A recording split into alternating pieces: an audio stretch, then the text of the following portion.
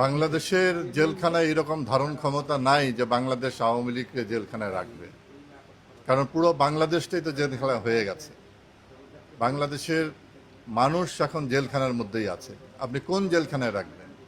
কাজে এগুলো ভয় ভীতি দেখিয়ে বাংলাদেশের এই মানুষকে, মুক্তিযুদ্ধের পক্ষের অসাম্প্রদায়িক চেতনাকে, দেশরত্ন শেখ হাসিনার পক্ষে যে জোয়ার উঠেছে, এই জোয়ারকে থামানো যাবে না। শেখ হাসিনার নেতৃত্বেই এই জুলাই সন্ত্রাস, এই ইউনুস তারেক গংদের হাত থেকে, এই মৌলবাদী সাম্প্রদায়িক গোষ্ঠী জঙ্গিদের হাত থেকে এই বাংলাদেশ রক্ষা পাবে।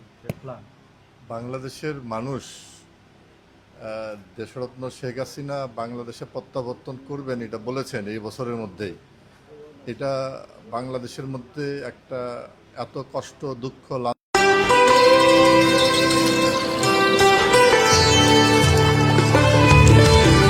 Sometimes it's the little things that remind us of them.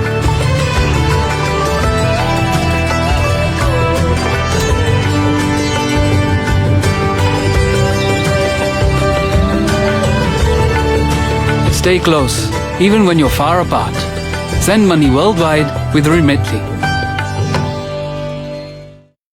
বঞ্চনা এত কিছুর মধ্যে বাংলাদেশের মানুষের মধ্যে একটা আনন্দ বয়ে গেছে। 18 কোটি মানুষ দেশরত্ন শেখ হাসিনার প্রতীক্ষায় আছে এবং কখন সেই মহেন্দ্রক্ষণ তিনি বাংলাদেশে আসবেন, এটা 18 কোটি মানুষের প্রতীক্ষা। এবং যারা বাংলাদেশকে ভালোবাসে, যারা বাংলাদেশকে নিয়ে স্বপ্ন দেখে, সকলেই দেশরত্ন শেখ হাসিনার দিকে তাকিয়ে আছেন। কারণ ইতিমধ্যে বাংলাদেশের মধ্যে একটা স্লোগান উঠে গেছে, শেখ হাসিনা আসবে, বাংলাদেশ আসবে।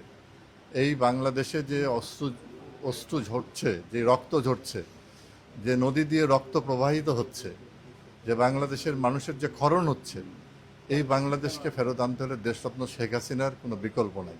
তিনি বাংলাদেশের প্যারামাউন্ট লিডার এবং বাংলাদেশের মানুষ এই যে বাংলাদেশে অন্ধকারে তলিয়ে যাওয়া, এই বাংলাদেশকে উদ্ধার করার দেশরত্ন শেখ হাসিনার কোনো বিকল্প নাই।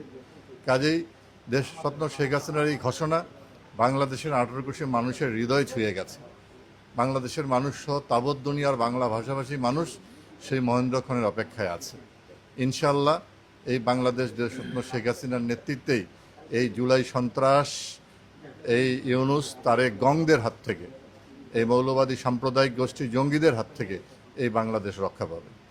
আচ্ছা, উনি যদি দেখা গেল যে গেল বাংলাদেশে, এখন যদি এয়ারপোর্টে থেকে দেখা গেল যে সবাইকে অ্যারেস্ট করে তখন আপনাদের পদক্ষেপ কি থাকবে? বাংলাদেশের জেলখানায় এরকম ধারণ ক্ষমতা নাই যে বাংলাদেশ আওয়ামী লীগকে জেলখানায় রাখবে। কারণ পুরো বাংলাদেশটাই তো জেলখানা হয়ে গেছে। বাংলাদেশের মানুষ এখন জেলখানার মধ্যেই আছে। আপনি কোন জেলখানায় রাখবেন? কাজে এগুলো ভয় ভীতি দেখিয়ে বাংলাদেশের এই মানুষকে, মুক্তিযুদ্ধের পক্ষের অসাম্প্রদায়িক চেতনাকে, দেশরত্ন শেখ হাসিনার পক্ষে যে জোয়ার উঠেছে, এই জোয়ারকে থামানো যাবে না।